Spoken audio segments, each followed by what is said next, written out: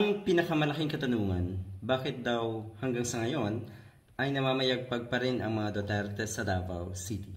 So liwanagin lang natin, sa Davao lang naman. Kasi tignan nyo naman, si Digong nanalong mayor, vice mayor ang anak, at councilor ang apo.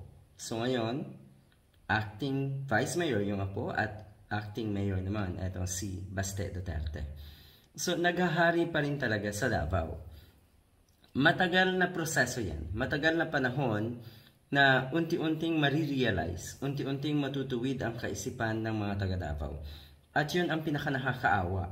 Maya't maya, mababalitaan natin ang kriminalidad sa Davao. Kaya yung sinasabing safest city ko na ang Davao, it's a hoax. Lahat po yan ay kasinungalingan. Lahat po yan ay front.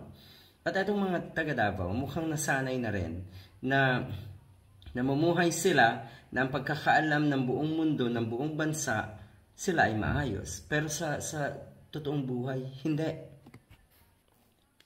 Si Digong may kaso sa ICC. Si Sara Duterte may impeachment trial. Pero bakit ganon? At sikat at makapangyarihan pa rin sa Davao ang mga Duterte. Kasi Davao yan. Kasi sa kanila yan. Napakahabang panahon kasi nilang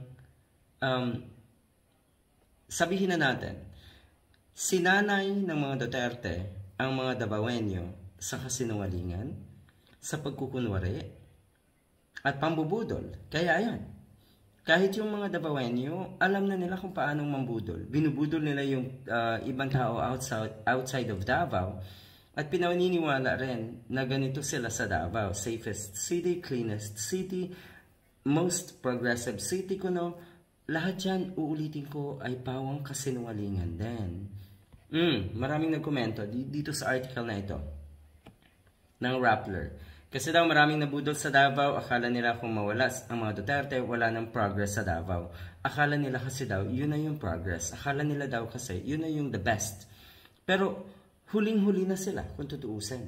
Para bang yung mga komunistang bansa, katulad ng North Korea halimbawa, diba? Hindi alam ng mga taga North Korea kung ano yung buhay ng ibang tao sa ibang lugar, sa ibang bansa. Ang alam nila ay yung kanila lang.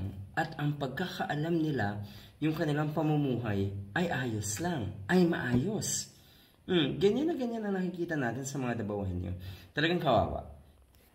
Pero yun nga, tayo ay naniniwala na darating din ang pagkakataon na magigising itong mga Davaoenyo, na unti-unting matutuwid ang kanilang kaisipan. Yung nabaluktot na kaisipan nila ay babalik sa normal.